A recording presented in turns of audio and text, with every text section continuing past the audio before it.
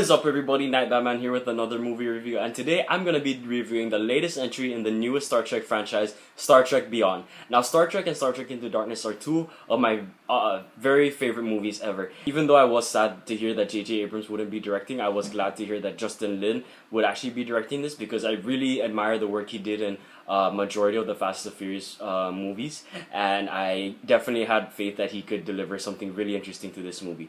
So, Star Trek Beyond takes place about 3 years into the 5-year mission of the u.s.s. Enterprise, which they started at the end of Star Trek Into Darkness. And it shows that the crew of the Enterprise is in a very different state that we left them off at.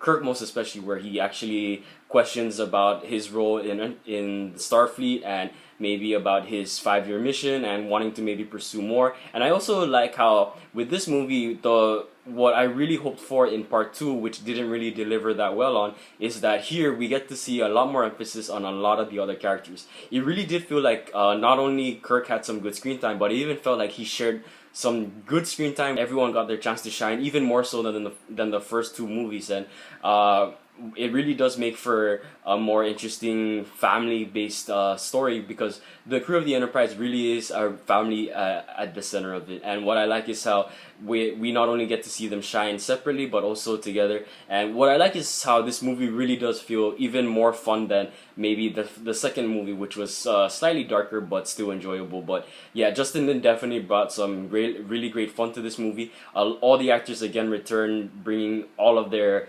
trademark aspects to the characters and making them even more enjoyable as they were in 1 and 2. And the action in this was actually also pretty intense and really fun to watch. I also like how we get to see some new settings in this movie that really do emphasize the theme of exploration and peacekeeping that the TV show is actually known for. Now, the antagonist for this movie is Krall, and he is played by Idris Elba. And as a villain, he actually wasn't that compelling. I mean, he does make for a good villain, but his motivation and his whole background just wasn't really that interesting to me. A new character that's introduced in this movie is Jayla, and Jayla is actually a really badass alien who can really stand on her own and looks like a good addition to this new Star Trek franchise. And I like the energy that she brings to this movie, and how she interacts with the crew as well. What I like was how at the end of the movie, all the members of the Enterprise actually take turns in reading out that whole monologue, and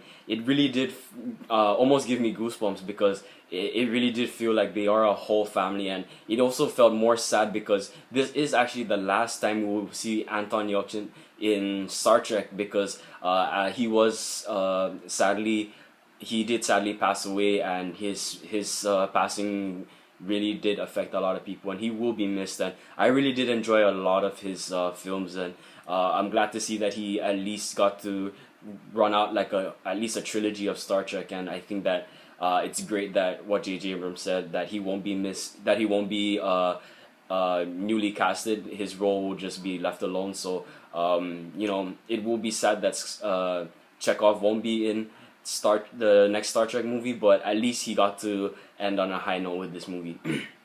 So yeah, it really was just great to see this whole crew again.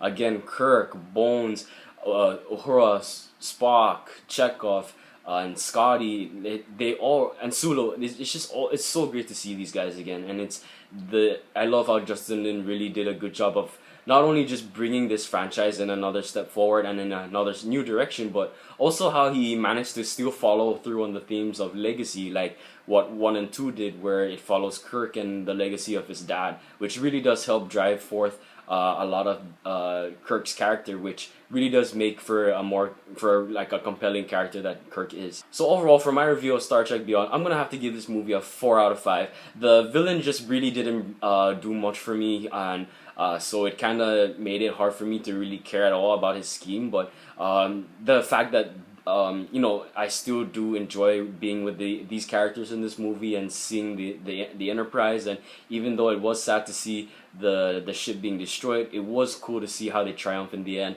And the special effects were pretty good. The music was awesome. Especially, I love that one moment where they brought back a song from the first movie, and how Kirk's reaction to it was totally perfect, and it just really did feel like they managed to tie this out into its own trilogy. So I can't wait to see how they're gonna start out with Star Trek 4. But yeah, I really did have fun with this movie. I think it's another great addition to the Star Trek franchise, and I think you guys should definitely check it out.